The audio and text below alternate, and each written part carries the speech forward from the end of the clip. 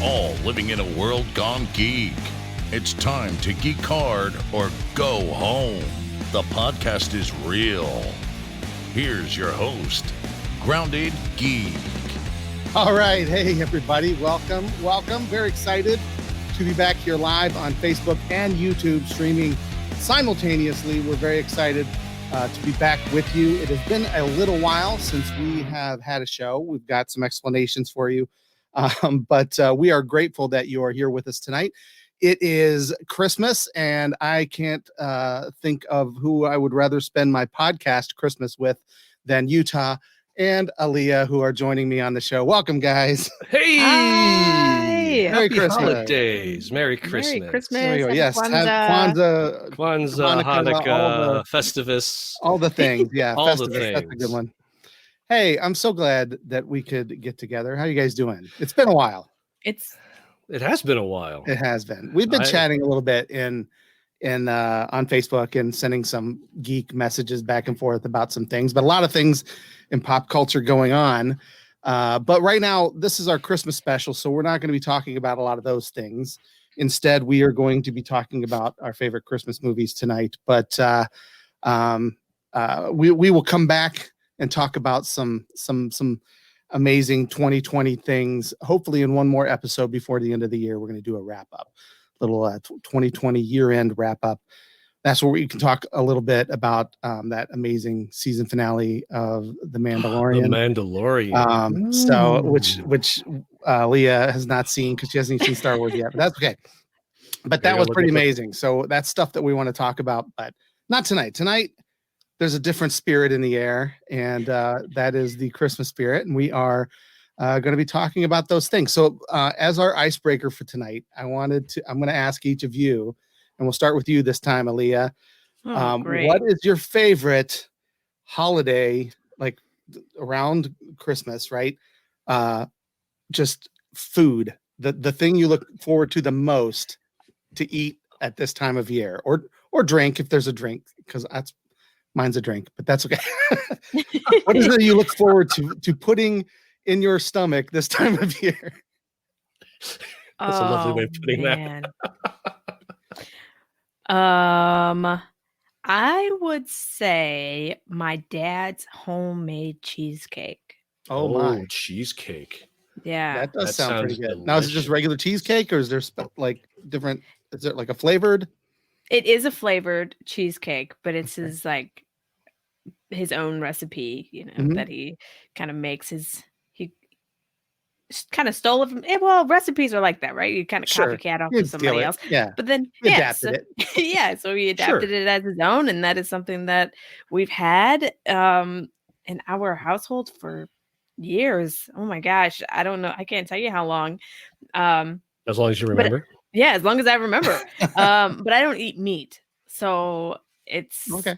kind of So hard. he doesn't put meat in his cheesecake? Of course not.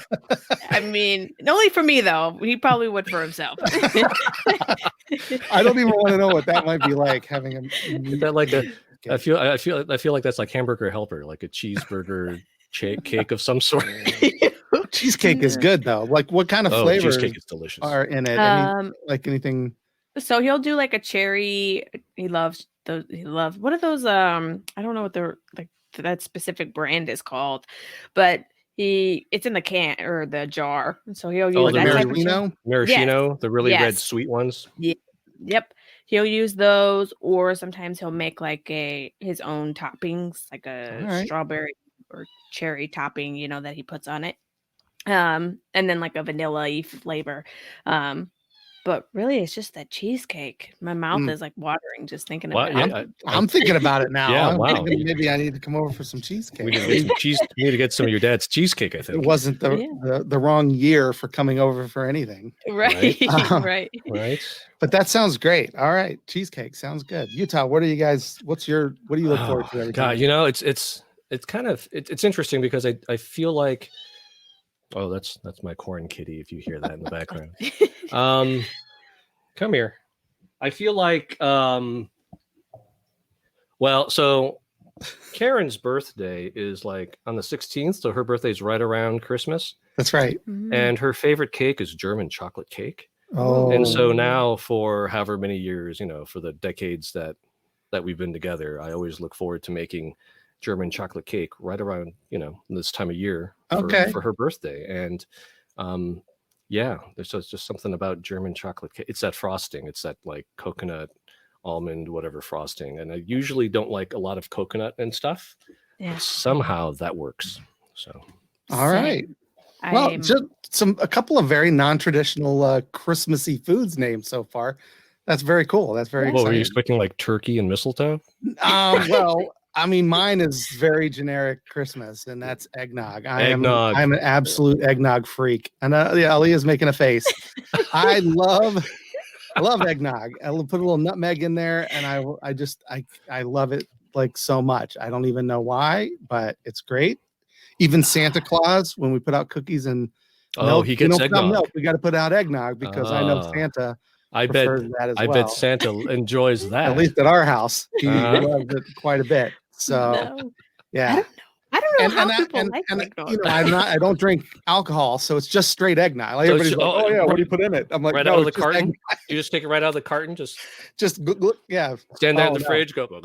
It's good stuff. And the eggnog shakes at or an eggnog chai at Starbucks. I was going to say, do you like the eggnog stuff at Starbucks? All the eggnog things this time of year. Wow, eggnog is like your pumpkin spice. It's certainly. You know what? That's a good way to put it because I'm not into pumpkin spice at all. Now, I do love pumpkin pie and I love pumpkin roll around Thanksgiving, but when it comes, as soon as December hits, it's like let's crack out the eggnog flavored things. That's me.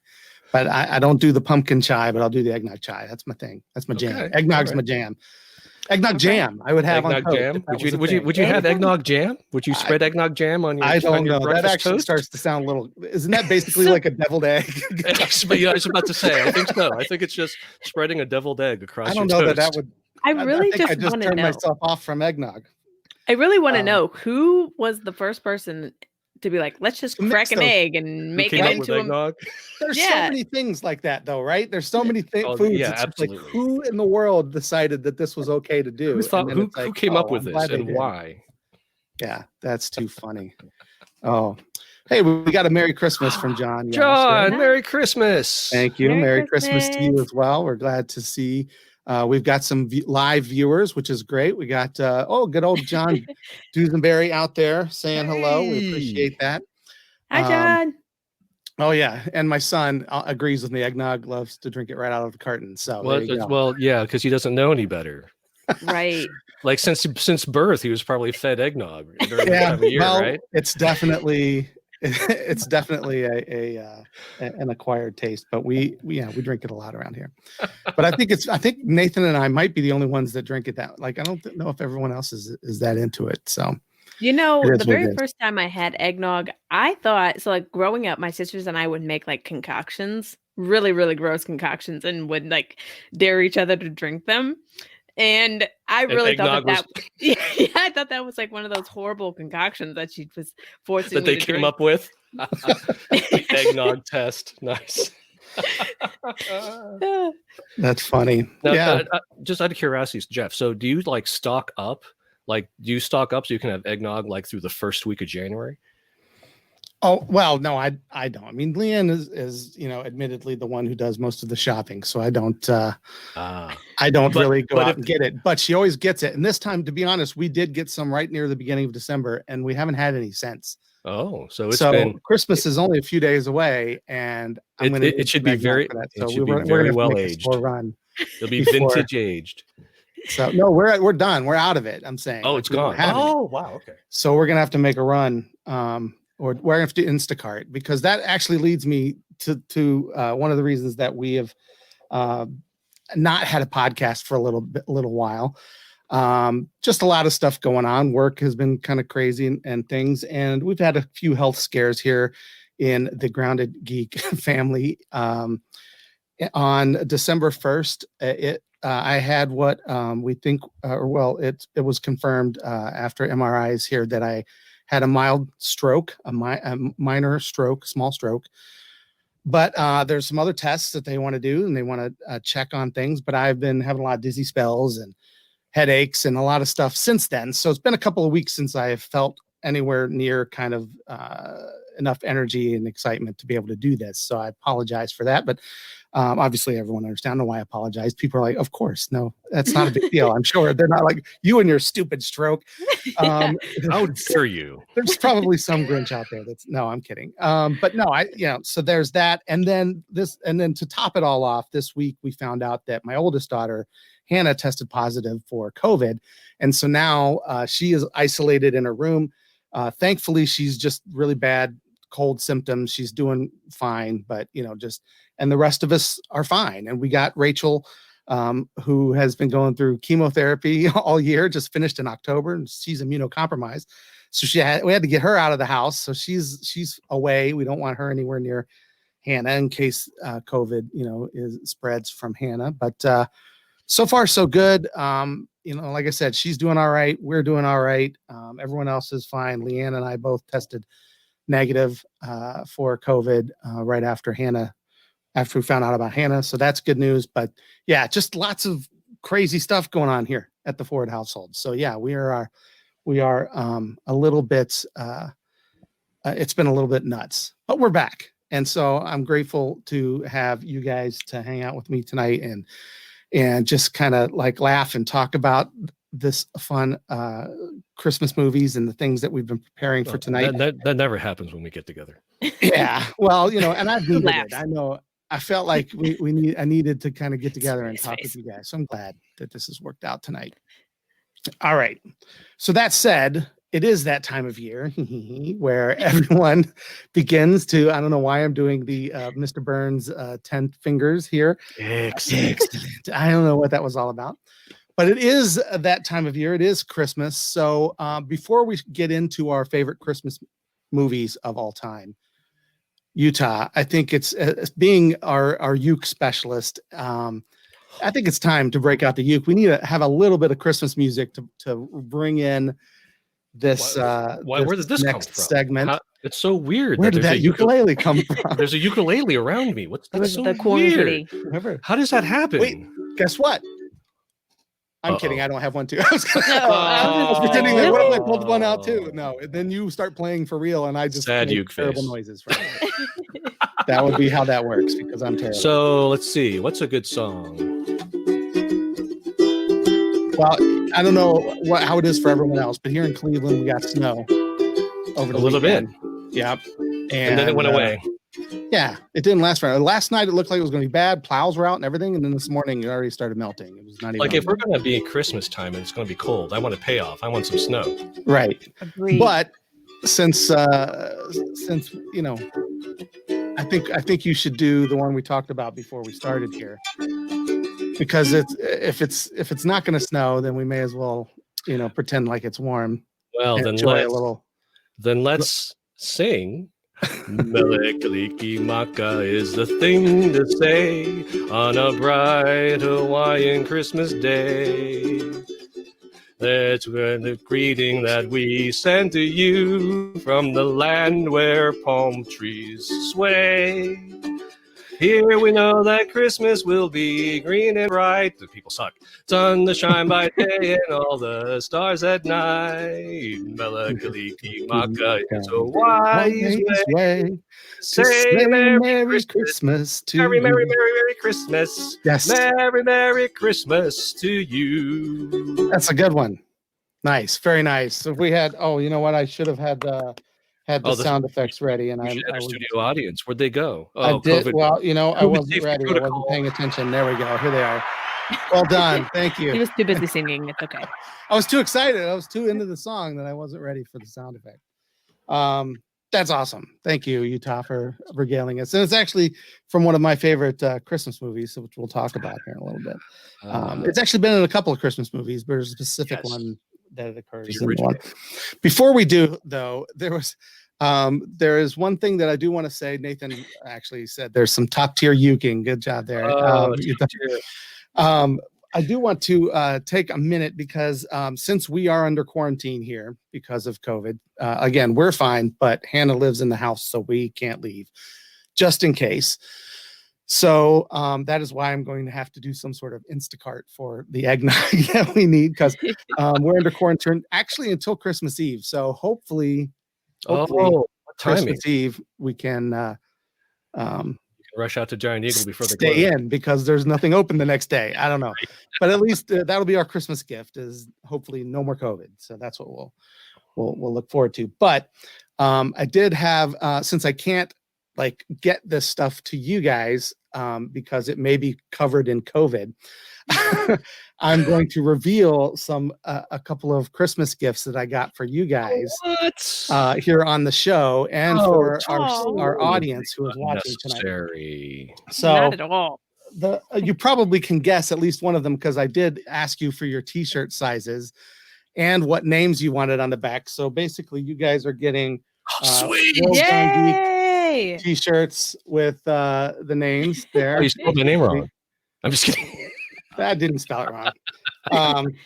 So World Gone Geek. And you know, for those of you who are listening on the podcast later, I just held up a t-shirt that said World Gone Geek on it. But that's not all. That's not all. But wait, there's more. There's more. I also you buy now. If you for order your yeah. But not just that. If you turn it around, it has this. It's got our new yay! That is so official. Which this is our logo and a special reveal that we can officially tell everyone. Oh, we're doing that officially now? Yeah, that in January we will be launching We're Going Back, which is a second podcast that we'll be working on. Right. And we're not going back to excited. 2020. We're not doing that. No, we're going back way far. We're going further back. Way further back than 2020. We're definitely getting away from that. But no, for some of you may remember when we first started the podcast, we did some bonus episodes where we reviewed old movies back 70s and 80s.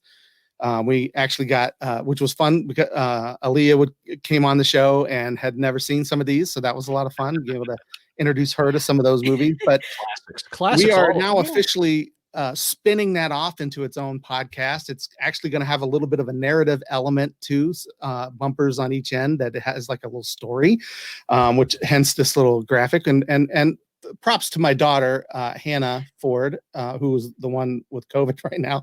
But props to her. She's the one who immortalized us in cartoon form, which is really very exciting. And we're grateful for her to do that. But you can actually go ahead and start subscribing to that right now because we just moved all of our bonus episodes into a season 0, we're calling it. So that's kind of like the pilot season for this show, but it won't have any of the narrative elements. But then in January of 2021, you will hear the very first episodes of the new spin-off version where we will have a story and reviews of some of these movies and things like that. It's going to be fun. I'm very excited about it. I know that you guys are too. So you'll have, so basically we'll be back to doing some of those bonus episodes, but they will be in their own spin-off category.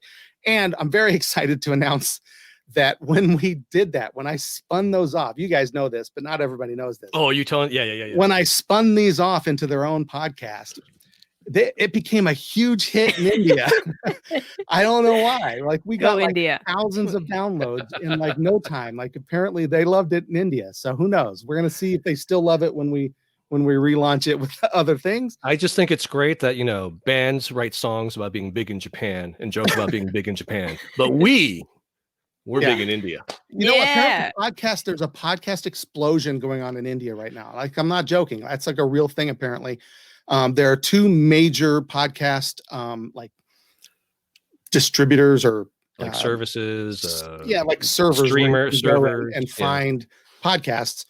We're in those. I mean, almost everybody is, but I submitted to those when they became available, and people over there are just like, we're listening to podcasts now, and so they're just grabbing them up. So maybe, maybe we'll do, a Bollywood movie or something in there too. That'll be fun. So. Very excited. Oh, yes. Very excited. Yeah. I don't think I've ever seen a Bollywood movie. What? Yeah. Can you give me an example? No, I couldn't pronounce it if I tried. He said what?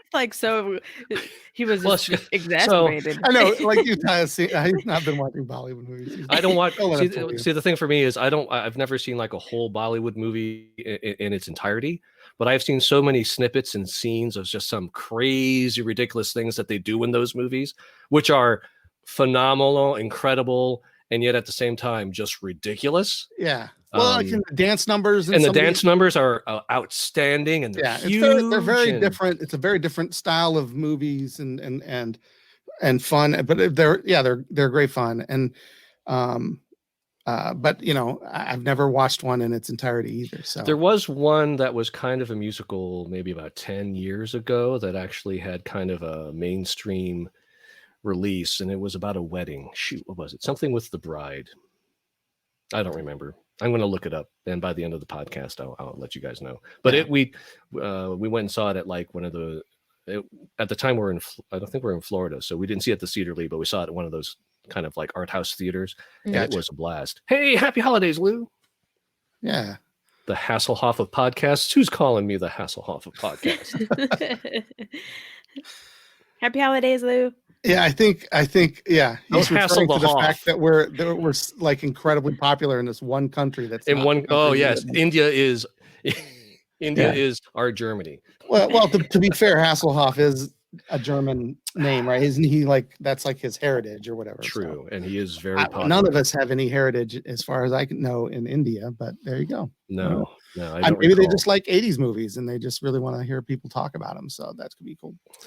Or maybe it's just a fluke, and as soon as we launch this other one, nobody over there will care anymore.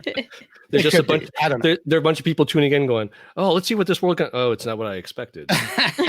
All I know is I'm very grateful for every single one of those listeners who listened in, and if they're listening, I wish they would listen to this show because this is the one that we're also trying to expand upon. So we're going to try and tie the two together, and see what kind of things we can do. But exciting stuff. Well. So those are for you guys. As soon as we are non-COVID, or as soon as we are germ-free and all that stuff, we will make a masked exchange. I'll drop it in a parking lot and then back away, and then you can pick it up and back away, and you'll get these for your can't wait Christmas. Very excited. Thank you. And for anyone who saw that stuff and was like, "Hey, that's really cool. I wish that I could get that. Do I have to be part of the show?" Well, you don't. As a matter of fact, you can simply go to our merch page. We actually have merch at TeePublic, and it's teepublic.com/stores/world-gone-geek. There's Globy. Get t-shirts. You can get t-shirts with Globy on it. Geek hard or go Globy. Home with our Globy McGlobe face. McGlobe face.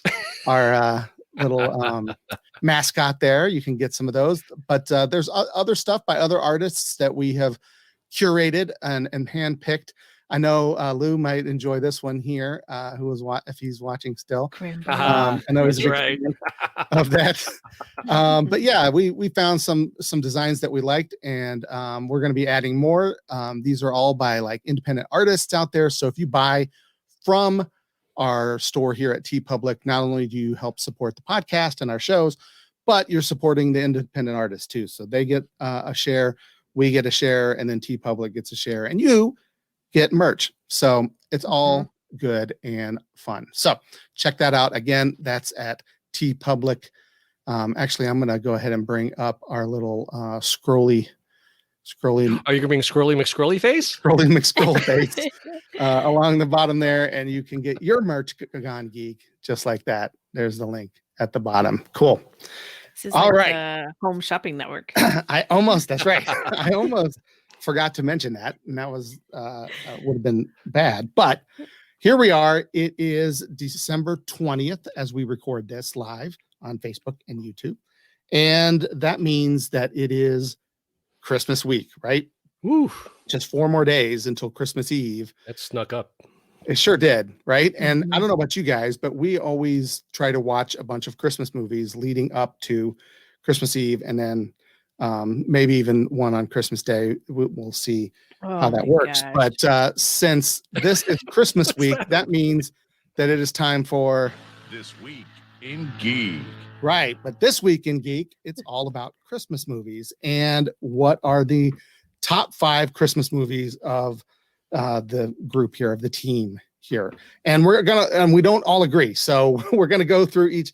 And some of the movies may repeat. So I may have a number 5 that was Utah's number 3 or whatever, those kind of things. Yeah, so I think we have an overlap, at least one, right? When I bet all the movies may somewhat overlap here and there. We've all seen and maybe enjoyed some of these movies, but where we put them in our top 5 may vary. So the way I organized my list, by the way, I went with number 5 being, one of my favorites, but not necessarily the one I watched the closest to Christmas. So for me, these are like in order of how, as we watch them, the closer we get to Christmas. So it's kind of chronological for you. Sort of. Yeah. That's kind of the way we've always looked at it as a family. Like we start watching the Christmas movies in December, and there's way more than 5 that we'd like to watch, but we don't always get around to it. But we always watch these 5 at some point or another. So do you guys like vote every year and like before these 5, is there like a variance in terms of everybody pick the whatever movies they want, and does it change year to year, or? No, it's pretty much this. Pretty much same. The top 4 in my list, we watch pretty much every year. Got it. So those are pretty much a given. So, and then there's a couple others that mix in and out. Yeah. All right. So, but we have to start somewhere. So let's start with number 5. All right. Number 5, Allea, why don't you get us started? What is your number 5 favorite Christmas movie? A Christmas Story. Okay. All right. And there's a background story to this. Oh, so let's hear it. My dad. Their story? Yeah. My dad, he will watch this all day long on Christmas Day and Christmas Eve. Does he tune into because some of those channels actually, I think it's TBS now. TBS, they do the 24-hour marathon. It's just a Christmas Story all day. All day. That's exactly what he does. All day. And then you know what? He also bought the movie. So you can watch it whenever. We watch it. Like it doesn't have to be Christmas. But I put it on there because it's like the nostalgic moment, like I know if anything has ever happened to my dad, this is something that is annoying as it is sometimes. It's something that I'll forever remember from him. So it's not necessarily your top number 5 Christmas movie. It's just something that is a tradition that you've grown up with. Correct. That is very much about your dad. Correct. And it's very important because that's like we all watch it as a family. You guys recite the lines? No. Oh, I will never. Come on. I'm sorry. I can't. I mean, I just can't. I double dog dare you. Yeah. Triple dog dare you. Yeah. No. For Chile, it must be Italian. That's right. It's a major reward. Yeah. I love that one. That's a great one. Yeah. Anyway. Yeah. That is a tremendous choice. That is a really, really good choice. Yeah, that is a good choice. My kids don't like it as much as I do. I've found. Same here. So that is the only problem. Dad's thing. It's a dad's thing. You might be onto something there because I think I'm the only one in my household that really truly enjoys that movie. I introduced that movie to the rest of the family, a couple years ago, and they're all like, "What? Really?" Yeah. Got a couple chuckles out of everybody, but it's not something they like look forward to. I gotcha. Same. Those leg lamp. I always have this weird urge to get it for him, but I know my mom would. which is exactly how it is in the movie. That's how it is in the movie. I know. I know my mother would not be happy with that. So our marketing department at Highland, where I work, they have a leg lamp is the for the player of the month or whatever we all vote on a VIP of the quarter or the month, and it stays on their desk. It just it goes around. Unfortunately now with COVID, it's still sitting out in our main offices, and so it's all in spirit, not in physical right. Electric sex on your table. I remember what how he described it. I remember. Yeah. There's actually a house in our neighborhood, like down the street and around the corner, that awesome. every Christmas week has it like in a bay window, just like it is in the movie. And it's brilliant. I love it. Well, then before we move on to the next, I'm going to ask, I mean, all of us live in Cleveland where the Christmas Story house actually is, where they film the exterior of that house. Have you guys been to that yet? Yes. You have. Now I've only been I've only been to the outside. I haven't actually because you can take a tour. Yeah. And they actually have something where you can actually like spend a night in the Christmas Story house. What? That's cool. They have like a bedroom set up. I don't think it's exactly the same as from the movie.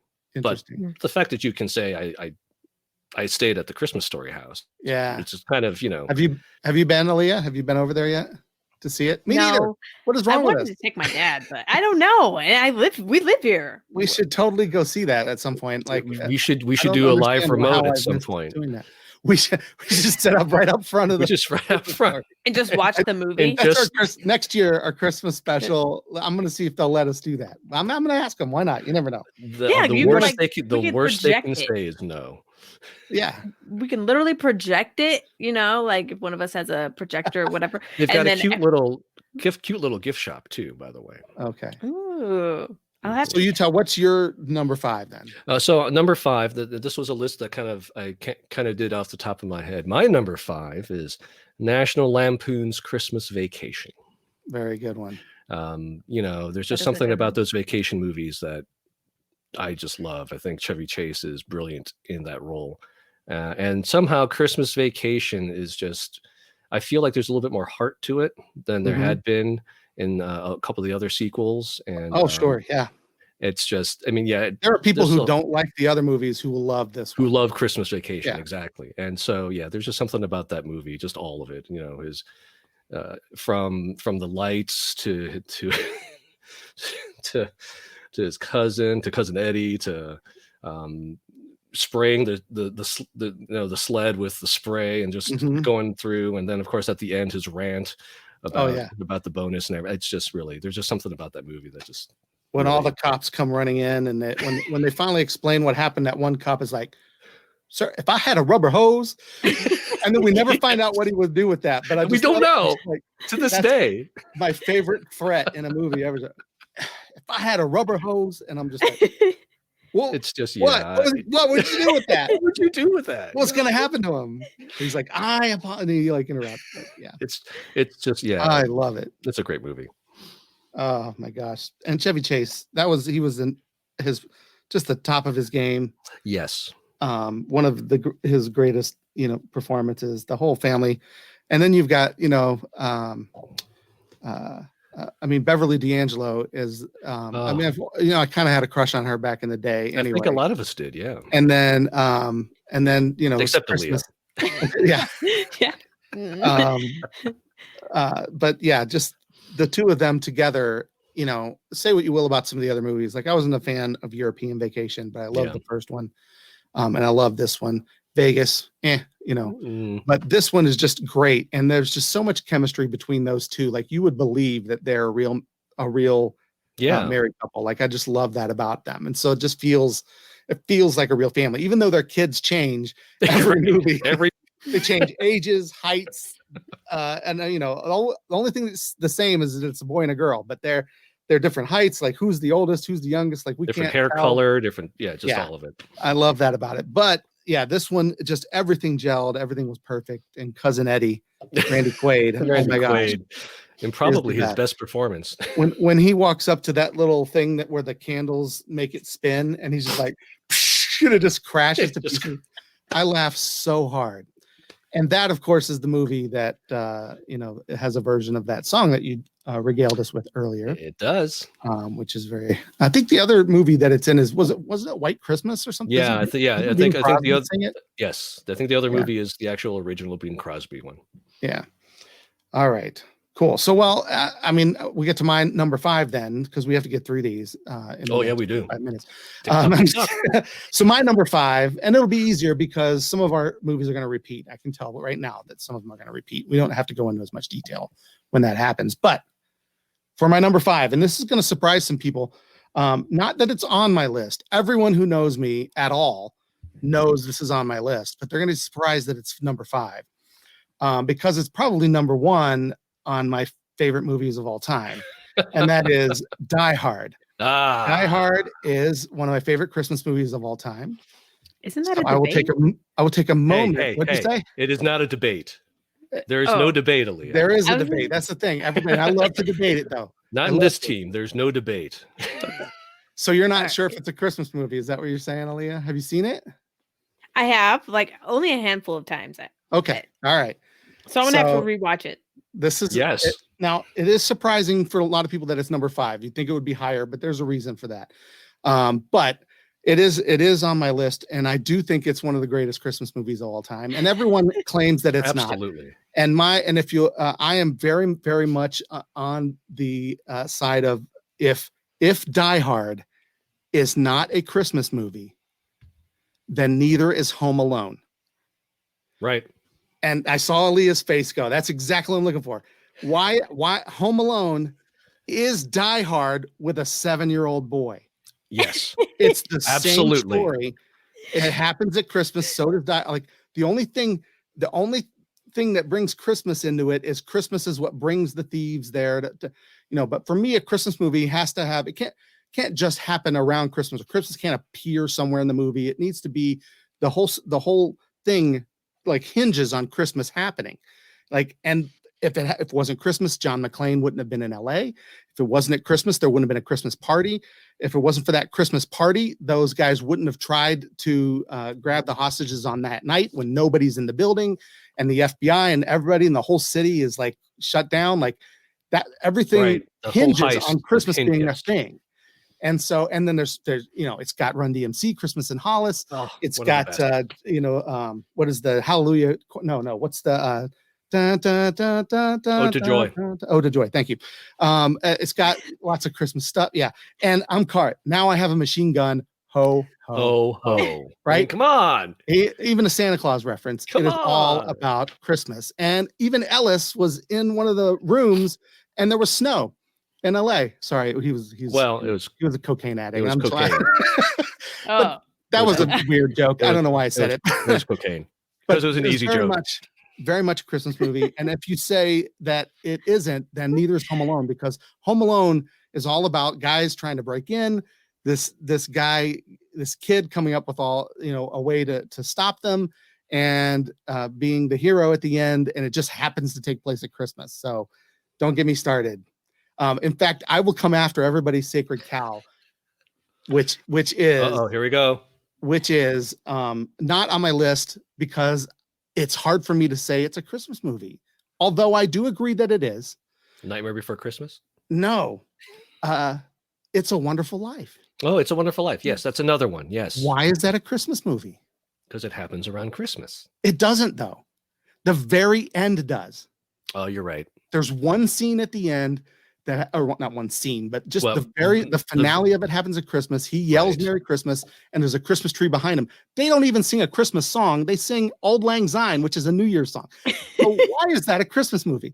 You know what? Because people have it in their heart that it's a Christmas movie, and that's okay.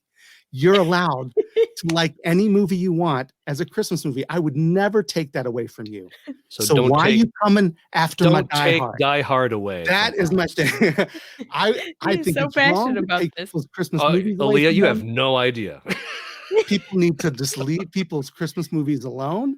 Stop telling people that it's not a Christmas. If you want to watch Goodfellas on Christmas, that is your prerogative. And Merry Christmas to you. That's and you think I'm a funny? Is that what it is? You think I'm a clown? I make you laugh? Ha. Then by all means, you have it. So that's my argument. So Die Hard is definitely true. I mean, people think Sound of Music is a Christmas movie, if anything, just because the TV stations used to play it at Christmas all the time. Well, yeah. Sound of Music is definitely not a Christmas movie. Like My Favorite Things is somehow a Christmas song. Yeah, I don't understand why that's played on Christmas. But who cares? You know what I mean? It's a very long movie. Well, I'm not going to take that away from somebody. Why is that? Why would I rob someone else's way of enjoying the spirit of Christmas? If I enjoy the spirit of Christmas, watching Hans Gruber fall from it's not Christmas until Hans Gruber falls from the Nakatomi. That's what I say. All right, so number 5 was for me with Die Hard. Number 4. All right, Utah, you start us off with number 4. Well, this is going to be quick because my number 4 is Die Hard. All right, there we go. So we've already. Is that a Christmas movie? No, let's not. We don't need to rehash it. It's like somebody's Sound of Music is my Die Hard. Okay, so yeah, it's absolutely. That's a good one. Yeah, Die Hard definitely. It's in my top 5 Christmas movies. That's all there is. Fun stuff. All right, Allea, number 4. Well, Home Alone. All right. Well, see, absolutely right. Continuing with the Die Hard arguing that it isn't. I just want to make sure that's clear. I'm not saying it isn't. Right. I am saying if it is, so is Die Hard. Let's all agree that these are Christmas movies and enjoy them. Yeah, and you're right. Home Alone is definitely, and it's fantastic. It is a great movie. Tell me why you like Home Alone, Allea. So that was one of the movies. Okay, so most of these movies have some sort of like a background, I guess. When I was a kid, one of the things, like as a tradition that my mom would do is she would get us at like the 1st of December, she would get us coloring books, and me and my sisters, we would sit in front of the TV, watch Christmas movies, and would color while we're watching, to try to finish the book. And we would always have a race to see who would finish the coloring book by Christmas. Wow. And none of us did. Like, none of us ever finished the book because it was so many coloring pages. But it was just that tradition that I loved. And that was one of the movies that we would watch. Awesome. Like over and over again outside of the Christmas story. Now, the first or the second one, or both, or either? Both. But when they tried to, when they changed the little boy, like, yeah, that was done. Very sly. We don't acknowledge those. Yeah, there's no. Those don't count. No. We pretend those.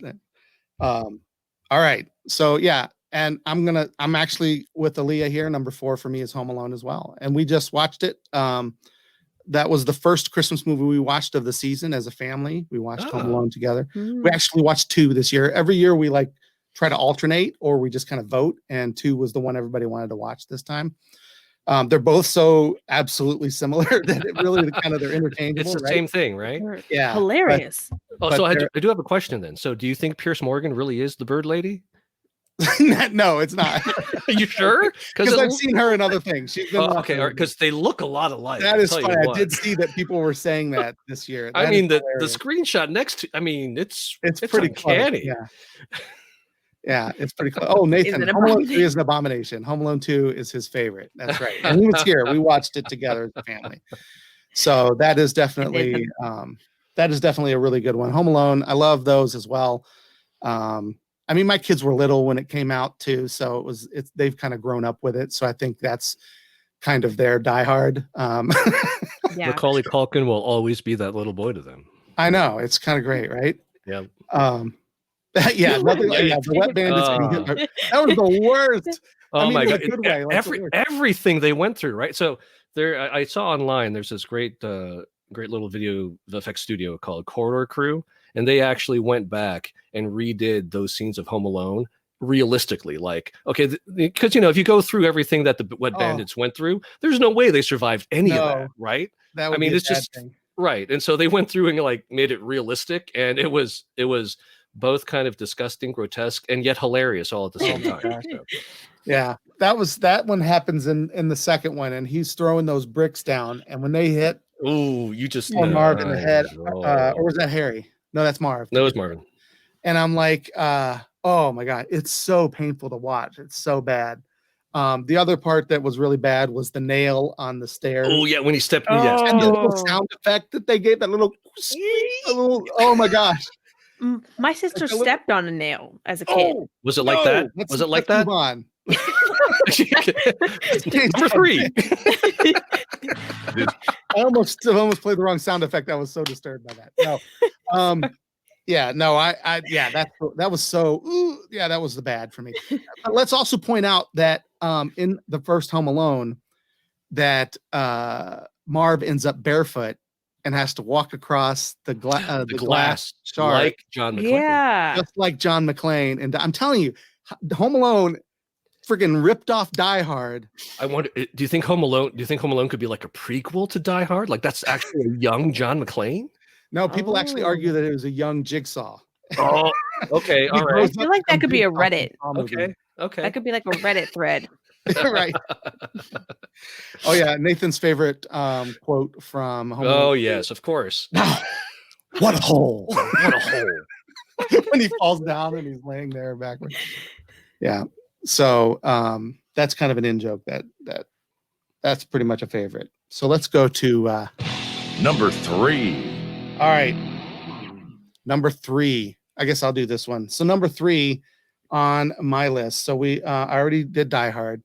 I did Home Alone. So the third one for me, it's got to be Elf. Elf is it's a newer one that I've added to my lists, and I'm just gonna go ahead and spoiler alert that A Christmas Story isn't even on my list here for some reason. I love it very much, but like I said, my kids don't, so we don't really watch that. Mainly because we know it's going to be on all day Christmas Day, and I'll just at some point I'll flip it on and watch it. Sure, yeah. So that's why it didn't make the top 5, but it's definitely in my heart. But Elf kind of usurped it a little bit. You know what I mean? Like it used to be on my list, and now Elf comes out, and I'm just like, I can't. How can you not watch it? Right? You can't. And I love Will Ferrell in it. It's just a really, really good Christmas movie, and it's so quotable, right? I mean. I mean, you're like, answering the phone, what's your favorite color, like weird things like that just, what in the world? But yeah, just absolutely brilliant. And let's not forget that it's also brought to us by the man who brought us and launched the Marvel Cinematic Universe. He launched The Mandalorian, the rebirth of Star Wars after the sequel trilogy was kind of disappointing. Thank you, John. All of this coming from Jon Favreau, who directed it. And yeah, Elf is definitely my number 3. We have to watch it every Christmas. It's probably the next one we'll watch as a family if we can. We've had to watch movies over the little watch party. Yeah, we did a watch party for my number 2 movie we'll get to in a minute, just the other day. But we'll probably do that because we can't get back together before Christmas Eve. Right. So that's so Elf is my number 3. Allea, what about you? The Santa Claus movies. You gotta pick one. You can't just say all the movies. Say all 3 of them. Come on. I'm kidding. I said Home Alone is interchangeable, so I guess Santa Claus could be interchangeable. They made what, 3 of them? Yeah. Yeah. Really? But even the third one? You like that one? I mean, I watched it, but I would obviously the first one is the first one is the best. First one's my favorite. I don't remember watching the third one, but the first one I enjoyed. And again, what's the story? Well, all these movies have nostalgia attached to them, right? Like a lot of these we watch with our kids or with our parents. Yep. And so we just remember that. So tell us why that one, why the Santa Claus? So I feel like a lot of these have to do with my dad, or just obviously some sort of family thing. But my dad was the one that really encouraged me to watch movies like growing up, That's good parenting. Yeah. Yeah. Got no problem with that. So one of the things that we would do together, me and my sisters and my dad, we would watch Home Improvement. And so that's kind of like the background story to that one. Yep. So it's nothing super like sentimental or anything like that. But it's still a really great movie regardless. It's hilarious. And it's still something that we watch as a family and we all enjoy it. Yeah. So I did like what I liked a lot about the Santa Claus was kind of like their twist on the whole kind of Santa Claus origin story. Yeah, I did. How it's actually a clause in some sort of mythical magical scroll, and the last person. It's funny because this came up with Simi in conversation talking about like who came up with Santa Claus, and so this came up, and I said, well, I probably described it. And I could have done a better job. I said, well, so in the Santa Claus, basically the last person that sees Santa alive takes over the role of Santa and becomes Santa. Like he gets bigger and goes. And then she goes, oh, that's really morbid. The last person to see Santa alive? Dark. Yeah. But then I thought about it. It's like, but that's kind of the story though, isn't it? I mean, Tim Allen's character was the last person to see Santa. And so all of a sudden he magically becomes Santa. And then the whole movie is about him trying to hide the fact and then finally embracing the fact and then all that. But I did like that twist on the origin story because who knows where Santa came from, right? Yeah.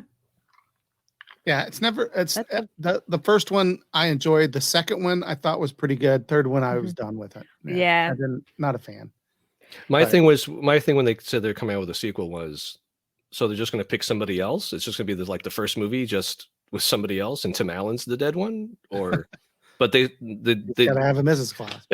Right, exactly. So all right. So how about you, Utah, for number wait, where are we? 3, right? We're at number 3. Yeah. Yes. So my number 3 is also gonna be quick because it's a Christmas story. So okay. And we've there you go. And we've already discussed it. I do find it funny how Cleveland has kind of really adopted a Christmas story, even though it technically doesn't happen.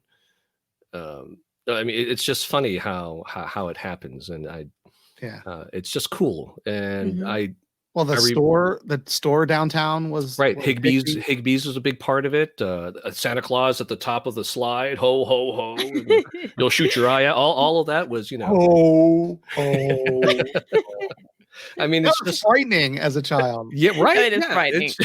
And that was the whole point of it. But those elves were so nasty. Oh, they were just really cynical. That's why Will Ferrell's elf usurped that movie for me. Oh, because it's now we have an elf that I like, and yeah, there you go. But I found it funny too. I didn't realize how people outside of Cleveland also like A Christmas Story. I remember when I moved down to Florida, people were talking about A Christmas Story too, and I'm like, oh my gosh, I'm from Cleveland. And then they go, oh, you're from Cleveland? Because somehow Cleveland and A Christmas Story are intertwined, and I think that's kind of cool. It is cool. All right, I said mine was Elf, yeah. So I lost track of where we were. All right. Number 2. All right, so we're at number 2. We're getting close to the finale here of our favorite Christmas movies. So let's go back. I'm trying to kind of keep track of where I've been. So Allea, we're back. We're going to go back to you and let you start off with number 2. What's your number 2 Christmas movie? The Nutcracker. Oh, like the movie. Which one? With, okay. Because there are lots of versions. I'm going to say that I know. And there's a reason, of course, why this is it one the Barbie is. Nutcracker? Because it is the Barbie Nutcracker. It is the Barbie Nutcracker. I love the Barbie Nutcracker, and that the reason is because that is the very first Nutcracker that I've ever seen. And my younger sister, whom I'm very close with, because I live at home and she also is here, and we bond very well. When she was a baby, it's actually really silly, but we would lay out all of the Barbie movies because she had a bunch of them. We would literally go through and pick which one, like eeny, meeny, miny, mo, which movie we wanted to watch. And it was always the Barbie Nutcracker. It was always Barbie Nutcracker. I can kind of relate, and this is because Simi was at a young age. We have so many Barbie movies on DVD. Prince and the Pauper, and they did every story. Sure, they sure did. Nutcracker, Cinderella, Prince and the Pauper. I don't think we had them, but we watched some of those back in the day when my girls were younger. There was one about diamonds. There's another one, and then they were, and yeah, so that's and funny. They're bad movies. I think that they're really, really great movies. Personally, the animation's not so good, but okay, whatever. But the backstory, I mean, as a kid, it was just something, I don't know. But yeah, whatever. There's a soft spot in my heart for those Barbie movies. I have to admit. They really are. Wasn't there a Nutcracker movie that came out that actually Macaulay Culkin makes a cameo in? Like makes a Yes. Remember this? Am I crazy? Yes. No. Macaulay Culkin did show up in a version of the Nutcracker. I just don't remember what it was. But no, I can see the Barbie Nutcracker in my head. It's yeah. It's just 1993. Oh, so it was at the height. It was at the peak of Macaulay Culkin's popularity. Yeah. It was narrated by Kevin Kline. Oh wow, that's the only one I remember seeing as a movie. No, it's funny. The only Nutcracker movie I remember seeing is Barbie Nutcracker. So yeah, and Macaulay actually plays the Nutcracker. Doesn't he play the Nutcracker? Yeah, I remember him in like a soldier's outfit. He played a Nutcracker in Home Alone too. Thank you. Nope. I had to say it. Had to. Good joke. All right. Good joke. Oh man. Those movies. All right. So Nutcracker. All right, Utah, you're number 2. My number 2 has already been mentioned. It's Elf. Wow. Right. And like you, Jeff, it's a fairly recent addition. There's just something about it. It's just such a sweet, sweet movie, and Will Ferrell does such a great job as being that, innocent, naive, kind of sweet, he doesn't know any better, right? He's just, and him with his dad. Oh my gosh. Yeah. Him and Bob Newhart, those scenes would crack me up every single time. Because Bob Newhart is so great at that was inspired casting, Bob Newhart. Right? Oh, I don't know why, but it's perfect. He's so good. And let's not forget that we also saw little Ralphie as that's right. Head elves. He was one of the elves, yeah. Yep. Really? Ralphie as an adult is playing one of the elves. I did not know that. Yep. Oh my God. That complains about his production or whatever. Yep. Like he's the head, the manager or whatever. He's like the department manager. So now you got to watch it again. I do. I need to watch Die Hard and I need to rewatch Elf because just and then the Narwhal said, "Good luck finding your dad, buddy." Just all of it was just so great. And the deadpan, John Yash said the deadpan humor totally worked for it. And you're right. Yeah, it wouldn't have. I mean, it was just inspired. Like Will Ferrell's ridiculousness. And then Bob Newhart's just straight. Oh, and that's it's so good. I just love it. It's so hard. I just love that movie. It's so good. I can't. It is, and there are roles. There are other roles that Will Ferrell has done where it actually kind of grates on me. But this role, he's so good in. Yeah. I mean, spaghetti and syrup. Come on. Yeah. I am still very curious about how that tastes. I can't help it. It just, and he ate it. And he also didn't he put M&Ms or something on top of it as well? He actually ate all that stuff too, which is crazy to me. What did that taste like? He was so committed. The commitment sells it. Yeah, he definitely is committed to his role. So my number 2, nobody's mentioned it yet, so I'm going to be the first one. But probably everybody out there has a favorite version of this story, and because it's such a classic one by Charles Dickens, it's the Christmas Carol. I was gonna name that. For me, the best version, hands down, without peer. Is it the one-man show? Is the Muppet Christmas Carol. Oh yes, and I know that seems like, wait a minute, the Muppets, come on, but it's really good. Yes. It's very faithful. It's also very well acted, very good. And the Muppets, there's humor and funny as well. But it never takes away. It's somehow from all of the Muppet movies, the Muppet Treasure Island and Muppet, in space and all this. For some reason, this Muppet movie just is one of my favorites of all time. It's like one of my favorite Muppet movies, and it is one of my favorite Christmas movies. They did such a great job with this story. I think Michael Caine was a great Scrooge. I liked the music. I'm not crazy of the Marley and Marley song. We actually literally just watched this week. This is the one we watched. Oh, it's very fresh watch party. Yep. And so that song always kind of creeped me out, but I love that movie. I think Kermit and Miss Piggy are awesome as Bob Cratchit and his wife. It's just such a great movie. It's so well done.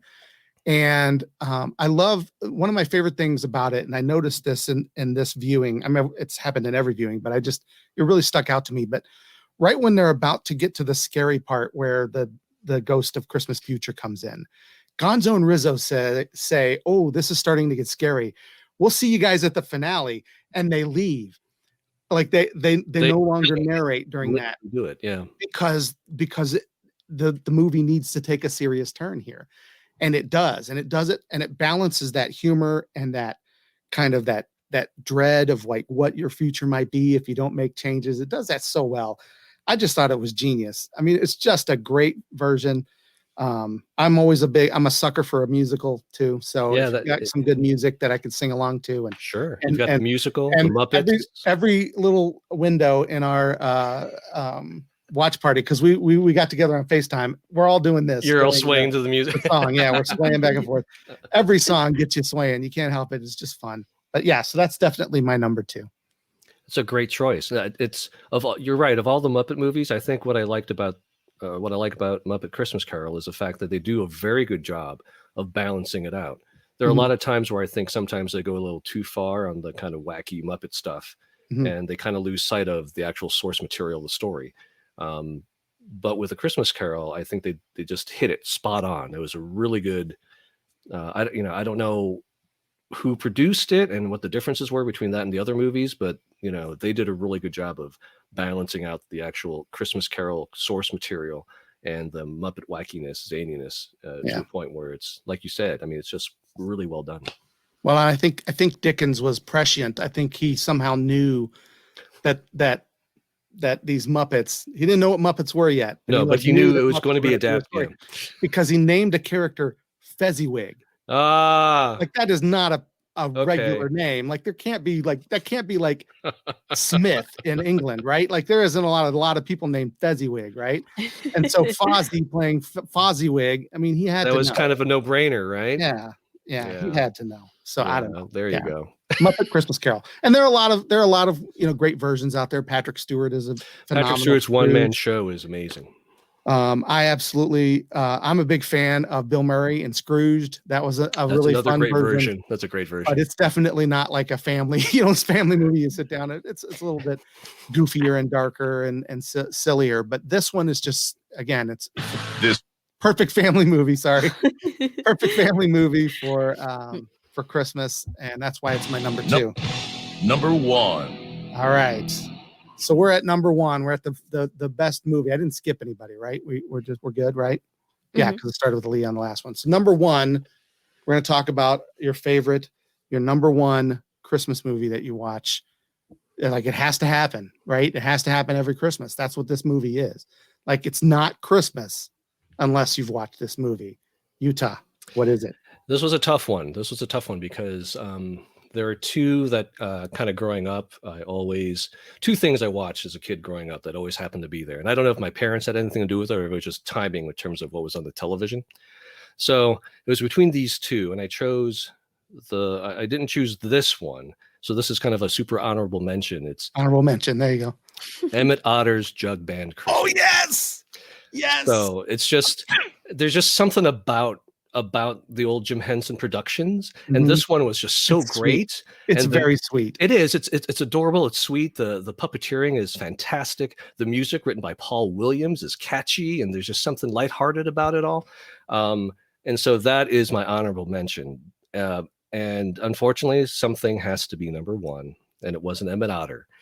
It's the original 1967 cartoon, How the Grinch Stole Christmas, the animated version with Thurl Ravencroft as singing the Grinch theme. You're a mean one, Mr. Grinch. All that. Just there's something. It's not Christmas without Hans Gruber falling off Nakatomi, and and without the Grinch. So. Yeah, I'm with you there. I didn't include it on mine because it's so short, but I do not feel like it's Christmas until I've seen it. So I'm with you there. But I didn't include it for that reason. Not that it shouldn't be included. I'm just saying that's the only reason it's not on my list. But I'm with you. Like if I don't get to see it at least once, it's not. Yeah, it's just and Allea, I think you're right. A lot of it has to do with the nostalgia and everything else. And like I said, growing up as a kid, every year for as long as I can remember, Emmit Otter and the Grinch were part of the festivities of Christmas, and so it's like embedded in my DNA somehow now that those things need to be seen for it to be the holidays.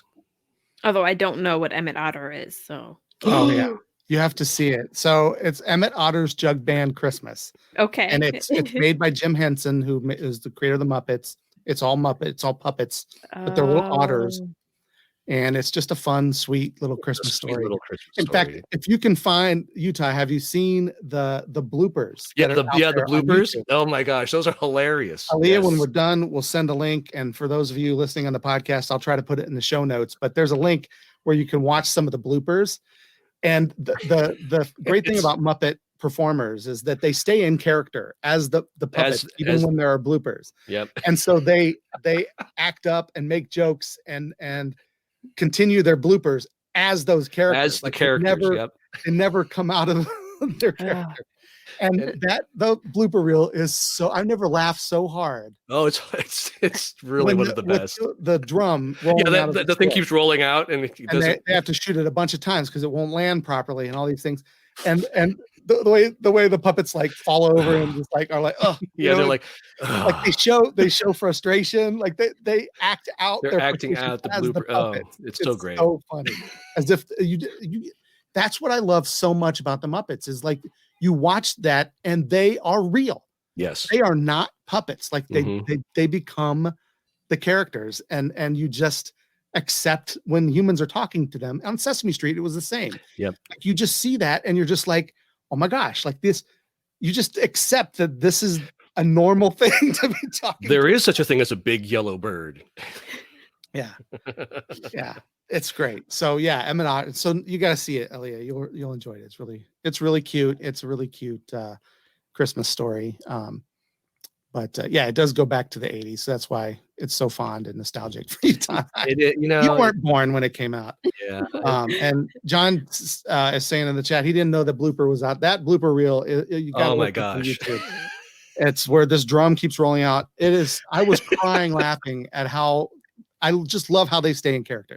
Yep, that's the best check out that movie at some point, Allea. We'll make sure to we'll get you to see that before next Christmas, and we'll talk about it. All right. All right. Good. Well, as long as we're on you, why don't you tell us your number one Christmas movie?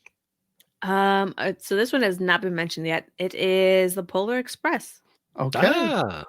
Yeah. The CGI Tom Hanks thing. It is. There is a lot of CGI, but it's all CGI. It's all CGI. I know, but it's like it's still so good, and I don't know. I think it's just like it's that background story that gets me because you never know what people are going through, during like that. It is a good story. Yeah. Yeah. I just like, I don't know. It got my heart. And still, me and my sisters, we always watch it together. And pretty much all of these movies that I've listed, my family and I, it's their tradition. Same here. Yeah. The only one of the ones I've mentioned that we don't always watch is Die Hard, because my kids were not always old enough to see Die Hard. Old enough. Yeah. Not old enough to hear that classic line. Yeah. Yippee-ki-yay. But no, you're right. Polar Express is a good one. It's definitely it's not one of my favorites, but it's definitely on my kids. We still watch it every year. But it would probably have been number 5 if this was not my list, but more my family's Your list. family. Right. For me, Die Hard's got to be in there. But no, Polar Express is actually, I think maybe that was the first one we watched of the holiday season, now that I think about it. Because usually my youngest daughter and my youngest son like to watch that every year. And this year we watched it. And I just the animation is, well, it's of its time. It is. It's not the greatest. It was absolutely brilliant for its time. And we watched a little featurette and saw Tom Hanks doing some of the motion cap for it. And, he is the little boy. Right. He is the conductor. Yeah. He is the hobo. Yeah. He is Santa Claus. He's also the train. I'm just kidding. He's not the train. He is the dad in the house, right? Yeah. He plays all of those characters, and I just thought that was really an interesting thing. So when we watched it, I was watching for all of those little things hints that he would do, those little Hankisms that make him. And Hanks is he's special. John Yosh just mentioned in the comments, there's the Tom Hanks effect. He's just one of those guys that you just, everything he touches kind of is gold, in my opinion. So I think the fact, if it had been anybody else, I don't know that I would have loved it as much. No. But just having Tom Hanks and his voice and him, it's just very heartwarming. But you can tell a lot of it was made for the 3D. There's a lot of things effect, lots of things that rides instead of plot devices. Right. Gratuitous things going to the screen and back. Yeah. Well, just the whole where the train is going and there's no way a train could, do any of that. But it's magic. You just have to believe. It was fun. Yeah, I enjoyed it. Do you guys watch Polar Express, Utah? We do. I don't think it's anything that we seek out, but we have watched it, and if it's on, and we'll watch it. We have the book, and I've read the book to the kids many times. They're a little too old for it now, and so we like the book a lot. And the movie is good. Bob Zemeckis did a pretty amazing job of bringing all the technology together and getting it all set up. Yeah. So, but it's not something that we gravitate towards. It's not something we seek out. But if it's on, I don't, we won't necessarily go, Uncanny Valley. No, that's right. And that's exactly what it is. Okay. And now my youngest son, Jacob, is obsessed with doing the voice of the little nerdy kid. That's cute. That's cute. And he's like, and so he's always talking like this now around that. And I'm like, he's the worst one. He's the child. All the kids. Like they used an adult Tom Hanks to do the child animation, but they still used the child's voice. Yeah. But on this guy, they got some guy talking like this. And I'm just like, what is happening? Wasn't it Joe Pesci? I'm just kidding. Oh my gosh. That was hilarious. No, it's Eddie Deason actually played that voice. His voice is unmistakable. Yeah. But I just, and I like him. I like it works, but for some reason, like there's all this sweet stuff happening. And then he starts talking. And I'm just like, no, it doesn't fit here. What is happening? But it's still enjoyable. Yeah. So I guess that brings to mind. I didn't skip you, right, Utah? I did. No. Yeah, we talked about the French. That's right. So my number one has already been mentioned, and that is Christmas Vacation. And I don't know how it happened because it's such a corny goof. Like it's mostly a comedy. It's very irreverent. Like it's very much.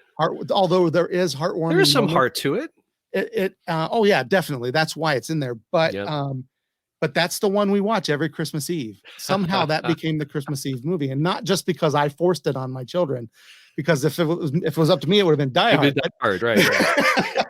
But no, for some reason, every Christmas Eve, that's the one we end up watching. Like that's the one we save for that night. So we'll, our siblings, my kids who are siblings, we established a tradition in our family. For those of you listening who don't know, I have 6 kids, and that's a lot of kids. And so we have always kind of felt like, at some point, and we're at that point now where our children are older and they're moving out and getting married and doing all these things, that we never wanted them to feel obligated to have to buy gifts for all 5 of their siblings every Christmas. So we've been doing a secret sibling drawing every year. So they each buy a gift for one other sibling. And we established that because we want them to do that now that they're adults, because sure, we've had lean times ourselves. I would hate to put that on someone else and make them feel like they had to buy 5 gifts for their siblings. So they only buy the one. So we do that every Christmas Eve. They'll open the presents from each other, and then we watch that movie. And that's our tradition. And so that's been kind of fun. And I think that's why all these movies have kind of stuck in our minds, right? And I think that's why things like Die Hard become like a movie that is in your heart. That's what I was trying to say earlier when I made the argument that it's a Christmas movie. Like, don't take that away from people. Like, whatever your traditions are, like that's your Christmas, and you should love that and celebrate that and do whatever that is and make it a tradition, because one of these days your kids are going to not be here at Christmas. And that's where we are now at Christmas Eve. We're hoping that everyone is COVID free, because Nathan moved out over the summer. And that means that technically last Christmas was the last Christmas that he spent, Christmas Eve, that he slept in our house. We didn't know that was going to be the last Christmas. Do you know what I mean? Yeah. And so you never know, you know what I mean? You just want to kind of like just hold on to those traditions and hold on to your family close and just have those things. And if that's Die Hard, for crying out loud, like, don't take that away from people. Then gosh darn it. Yeah. People will like music. It. All right. Well, guys, thank you so much for spending this Christmas episode with us. Our very first Christmas podcast. I was very excited. I guess we can't do our top 5 again next year. We'll have to think of another topic to talk about, because now it's out. We may change the worst ones. Oh, the top 5 worst Christmas movies. Well, the bottom 5. Just basically pick any 5 from Hallmark, right? You could just like whichever one of these. Let's see. I'll just pick out of a basket of Hallmark or Lifetime, or they're all basically the same movie anyway, right? It's like basically, yeah. A woman somebody from the city has a falling out with their current, main squeeze, and then they go out to the country, back to where they grew up, or back to their parents' house where they meet an old flame from high school or whatever, right? Something like that. Whatever. So my wife just reminded me in the comments. The Ref. Our tradition of watching The Ref when we. The Ref is a great movie. So as long as we were talking about honorable mentions, which you The Ref is definitely up there with Emmit Otter. The Ref is one for us. That's a tradition that my wife and I have. We never watched it with the children because it's not. Well, because it's Dennis Leary. Yeah. But when we're up late on Christmas Eve after we put the kids to bed, we would watch The Ref while we wrapped it. So that was another Christmas movie. Oh, it's so funny. And another honorable mention has got to be Bill Murray's Scrooged for me. I absolutely adore that movie. And so if you haven't seen, there's a couple of extras. If you're looking for some new Christmas movies, not new, they're old, but movies that maybe have fallen off the radar, people don't talk about as much. Scrooged with Bill Murray and The Ref from me. Do you have any other honorable mentions, Utah, that you want to throw? Krampus is fun, but that's like not quite. That's like a Christmas movie, but not. Because it's kind of a Christmas horror movie. Yeah. Night Before Christmas, I consider a Halloween. Nightmare? Yeah, Nightmare Before Christmas, I consider a Halloween / Christmas movie, and I feel like you can watch that on either one, right? Right, yeah, you can watch Halloween or Christmas. I love the music, the animation is spectacular, is really fantastic. Mm-hmm. And then there's something about Bing Crosby's White Christmas that my parents used to watch all the time. That's in my nostalgia bank. I'm gonna drop a bombshell. I've never seen that one. You've never seen White Christmas? I mean, it's like the classic Christmas movie, and it's even called White Christmas. Like it's the song. I sing it every year. I've never seen the movie. I'm going to have to see it before next Christmas. I will admit, I remember the first time watching it. I'm like, so where's the song? No spoilers. It's in there, but I was going to say it's in there. Isn't it? It's in there. I as a kid, I was very impatient. I'm like, so what? I'm going to watch it. I definitely want to watch it. We watched a classic one, Christmas in Connecticut, this year. That's another old classic. That was pretty fun. Allea, do you have any honorable mentions? Any other Christmas movies that didn't quite make your list, but that you'd throw out there for those who are listening? I would also say The Grinch, only because it's just a classic movie. The Jim Carrey one? Jim Carrey one? Yes. Or the original? Yeah, the Jim Carrey one. Yeah. And then I was thinking about this, and I don't know why it just like randomly popped into my head, but have you guys seen any of the Final Fantasies Advent Children? No. No. Oh, okay. Well, I watched the ones that I've seen came out in the early 90s. Like, I'll admit the last Final Fantasy thing I saw was the computer animated one. Yeah. That really wasn't Final Fantasy, but had the title. It was like more science fiction. It was more science fiction, and Ming-Na Wen was one of the stars. And that's a long time ago. Are they good? Are they Christmassy? Well, Advent got the word Children. Advent in it. Advent Children. Yeah, that is the one that I would. Wait, so it is about like Advent, or that just happens to be a? I mean, it. We should just watch it. Yeah. Just watch it. Just watch it. I'm going to put that on the list. Why not? Yeah. I'll check it out. I would say that. I would say that it's kind of one of those movies that would just be Christmassy to me, but not. And that one actually does not have anything to do with my family. That's actually just something that I just genuinely enjoy watching around the Christmas time. Yeah. Okay. But it does have like Christmas aspects, but some people probably would not necessarily consider it a Christmas movie, but I would personally consider it a Christmas movie. Does Ernest count? Ernest Saves Christmas. Ernest Saves Christmas. That's actually not a terrible movie. Like it should be awful, but for some reason I don't hate it. Now, there are multiple Ernest movies too, right? No, I haven't watched it in a decade or more. Yeah, same here. I haven't seen that. But I don't hate it. It was okay. Was that the first Ernest? Was that the first one? The first movie that he made, yeah. That he made, and then they made another holiday. He made that weird Doom. I think he made a different one that was very strange, but that one really like spun it off. That was the one. That was the mainstream hit for Ernest. Yeah. What about it? Has anybody seen any like the new one, new movies? You know how they every year like Christmas, was it the Christmas Chronicles with Kurt Russell playing Santa Claus? I saw that one last year. That was pretty good. Adventures in Babysitting with Santa Claus. Yes, it was great. Almost the same plot line. I mean, they end up in a jazz bar. They end up like everything. That's true. I hadn't thought about that, but you're right. Tow truck with Thor, but but no, I thought that one was pretty funny. I did not see this new one yet, and I really want to see Jingle Jangle. Jingle Jangle is great. Jingle Jangle is great. So that I'm gonna watch that, and then I really want to see The Man Who Invented Christmas. That came out a couple of Christmases ago. Is that and it's got what's his face, Dan something or other, played the Beast in the live action Beauty and the Beast movie. He was also in Downton Abbey. Can't think of his name, but he plays Charles Dickens trying to write A Christmas Carol. Oh, that's interesting. Scrooge and characters, and they inspire him to tell the story somehow. So it's like the story behind A Christmas Carol, but fictionalized and made fun, I guess. Sort of like how Neverland is about the author of Peter Pan writing Peter Pan. So it looks like it would be good. People said it was pretty good. That sounds interesting. We actually, I will say, we did get together as a family and watched Dolly Parton just released a Christmas movie this year, and Karen's going to kill me because I don't remember the title of it. But it's where Dolly Parton plays an angel, and there's and Christine Baranski's in it, and she plays the daughter of the father who used to own the town. Was it a Holly Dolly Christmas? I don't think it was. I think Holly Jolly Christmas. I think Holly Dolly Christmas is the name of her Christmas album. I think you're right. But if it's not, it should be.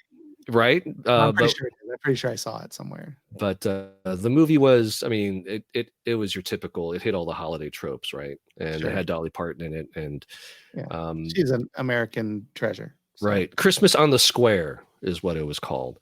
Okay. And it's funny because both Simi and I kind of said separately that it was like the longest yet best Old Navy commercial because the choreography was very much, and you know what I'm talking about, right? The Old Navy commercials, everybody's dressed brightly and dancing and cartwheels. That's funny. That's what this was with Dolly Parton music.